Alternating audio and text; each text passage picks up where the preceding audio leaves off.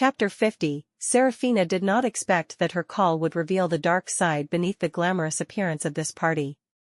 After slipping out of the room, when passing a white stone spiral staircase, Logan said to her, "Actually, there are 2 parties today." She followed his gaze. Under the stairs, in addition to the magical light, there was also the sound of soft, passionate music. She immediately understood that the people Logan invited were mostly noble people, holding a party on the sandbank, while Jaden took this opportunity to hang out with some other people in the wine cellar. As for what they did, there was no need to think about it anymore. That was why Logan reminded her to leave quickly, otherwise if the people in the basement saw her, the police would immediately know that she had reported it. The consequences were predictable. Logan took the dazed Emily upstairs to wait for her to wake up, while Serafina hurriedly returned to the sandbank, disappearing into the crowd. The group of boys and girls at the party were still drinking and chatting, or splashing water and playing around. Lady Gaga's Bad Romance echoed on the sand. Everyone was happily laughing and dancing to the music. The atmosphere was very lively and pleasant. Suddenly, the police stormed into the party yard, rudely turned off the music. The happy atmosphere from before suddenly became silent. Everyone looked at each other, calmly wrapping towels around their bodies while suspiciously discussing with the people around them. The police split up to directly search the nearby rooms and herd the people on the sand together to prevent them from running around. Everyone cooperated, just curious as to why the police were here. In theory, the party was organized by the Blake family, so they must have already told the people in the industry.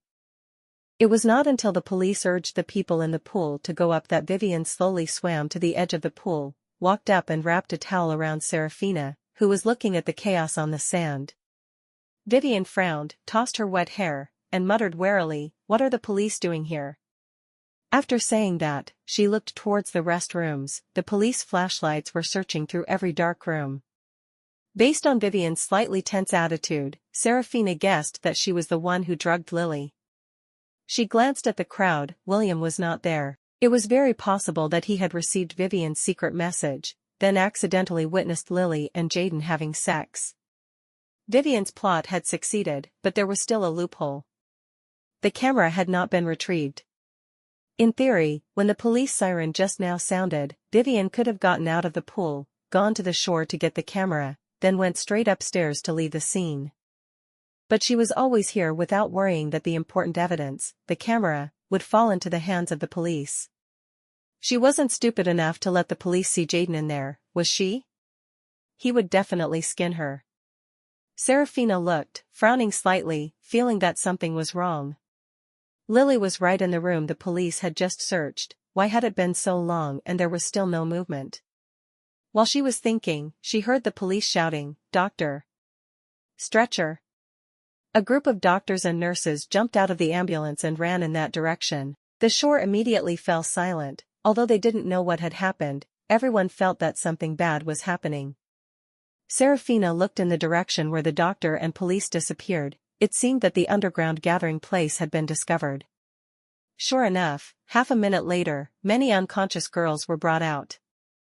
One of them turned over in pain. The white blanket slipped down to reveal her naked body, with red teeth marks all over her body. The nurse hurriedly covered her with the blanket. The sandbank became quieter and quieter. Everyone stared at the dark room, not knowing how many crimes were hidden inside. At the same time, several strange young men who were considered to be the organizers of this underground party were handcuffed and taken away. Logan and Jaden were not among them. Serafina knew at a glance that they were the Blake family's sacrifices. It was only 8:30 in the evening. The party had not yet reached its peak when it was stopped. The initial curiosity of the people standing on the sandbank had completely dissipated. Gradually, impatient sounds began to rise. Everyone wanted to leave. It was not until a girl was brought out. This time, a white cloth was covered over her head. The girl lying on the stretcher did not make any movement. The complaints that had just arisen in the crowd immediately disappeared. Several young ladies were filled with fear.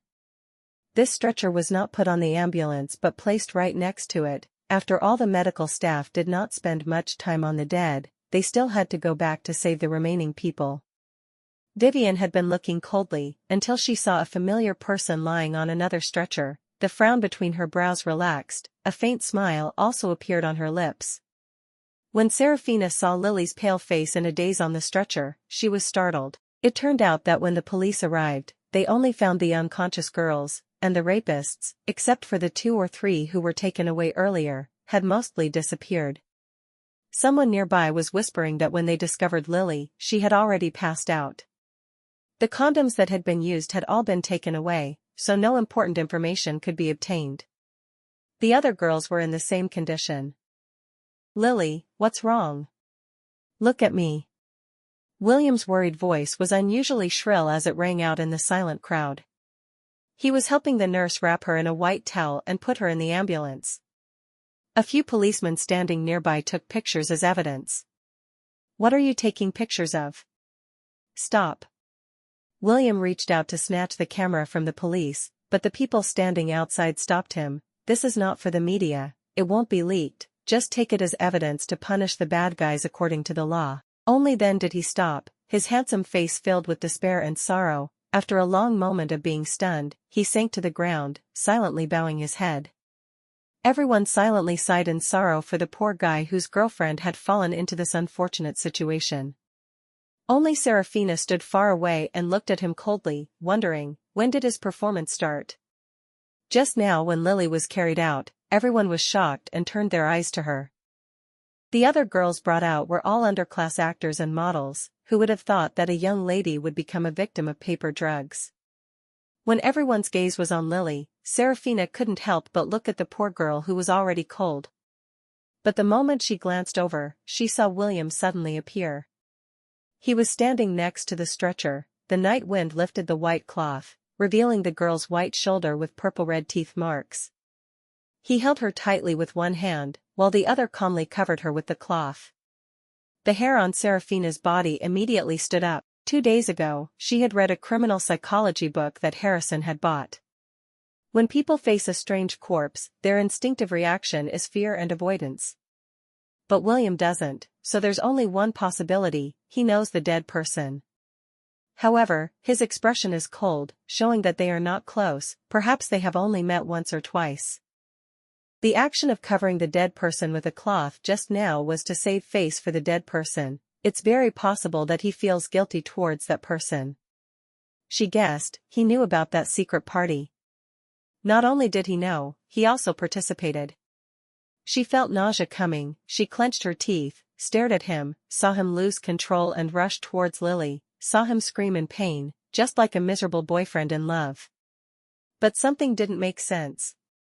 A thought suddenly flashed through her mind. That's right, his left hand. When covering the girl with a cloth, it was clear that his left hand was closer, but he leaned over and used his right hand to cover her.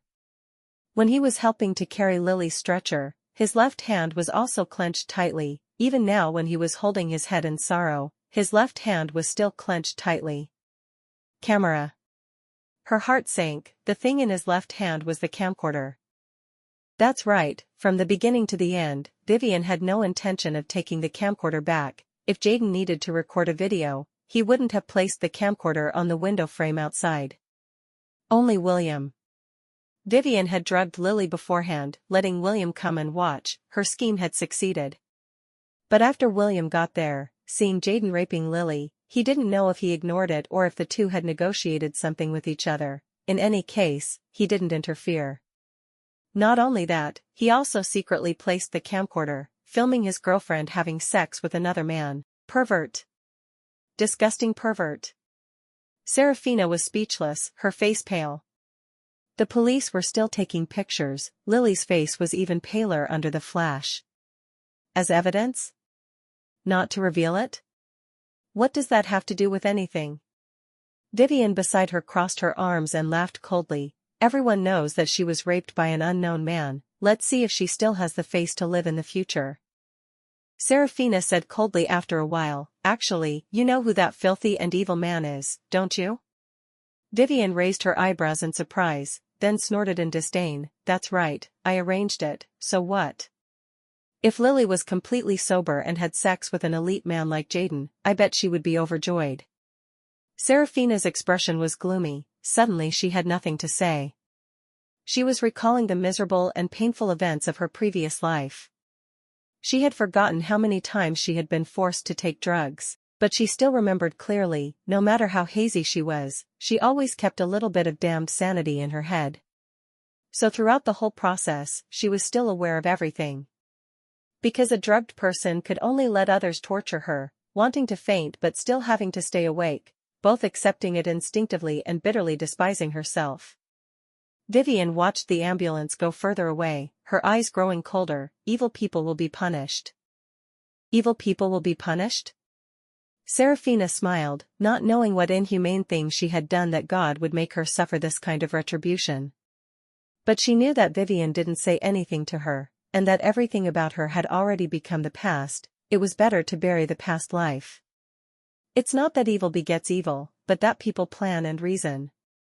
Serafina turned to look at Vivian, smiling deeply. Most of the girls who were drugged at the underground party were just unknown models and actresses, unrelated to the guests here. Lily, no matter what, is the young lady of the Ashford family. How could she be drugged and taken away? She's William's girlfriend, of course Jaden wouldn't take her down there. Was it William who took her? Vivian, how did you convince William? What? You want to praise me? Vivian curled her lips arrogantly. I told him. Do you want to play the girlfriend swapping game with Jaden?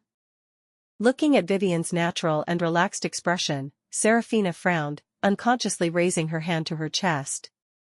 Vivian frowned. What's wrong? Are you uncomfortable? Serafina curled her lips and smiled. What you said makes me sick. After she finished speaking, she didn't even bother to glance at her, turned around and left. Now that the scene had been checked, the security cord had been removed, she went straight to the hotel's main lobby and went to her room. She opened the door, the lights were on in the room. Harrison must have returned. Serafina lowered her eyes. He had returned, but he didn't come down, causing her to keep walking back and forth on the sand, and being teased by strange men. She closed the door, angrily kicking Harrison's shoes. After kicking, she was stunned. She squatted down and picked up the shoes to look. The red mark that had turned black seemed to be blood. She panicked, hurriedly ran to open the bedroom door, just in time to hear Harrison on the phone, his voice low. Give me 10% in advance. Her eyes that had just been terrified seemed to calm down. Hearing the sound of the door being pushed open, he turned his head to look. Seeing her, he smiled, his hand pressing the button to turn off the phone. She didn't step in, leaning against the door and glancing at him. I haven't seen you all day. I thought you were dead. He looked at her cold expression, slightly amused, threw the phone on the bed, walked forward and hugged her waist. I really have urgent matters today. I can't escape. Actually, he had gone to the party on the beach, and when he entered, he saw her in the distance, leisurely swinging her bare feet, drinking champagne at the gambling table with Vivian, Lily, and William. He intended to go to her side, but was held back by many friends he hadn't seen for a long time at the party, demanding to have a drink with him, and he couldn't refuse. While drinking, a friend pointed at the endlessly charming Vivian and said, "That Miss Ashford is the most beautiful girl I've ever seen." As soon as he finished speaking, another person shook his head. I personally think Miss Beaumont's temperament is much better. Harrison's hand holding the wine glass paused for a moment. He looked over, only to see that his girl still had a calm expression, her lips slightly curled out of habit. The night wind blew through her hair, blowing through the thin shirt she was wearing like a cicada wing. The blue bikini, her slim waist was exposed under the shirt. Her long, slender legs were still unconsciously swaying like a child.